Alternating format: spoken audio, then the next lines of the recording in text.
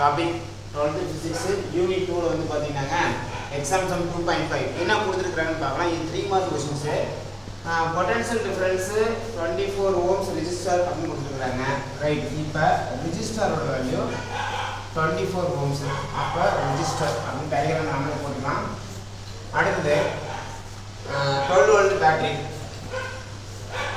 12 volt battery resistance value 24 ohms கொடுத்திருக்காங்க.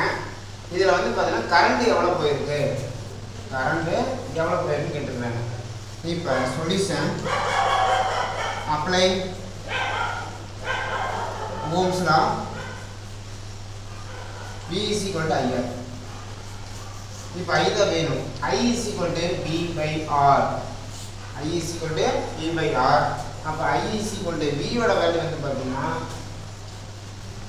12 volt.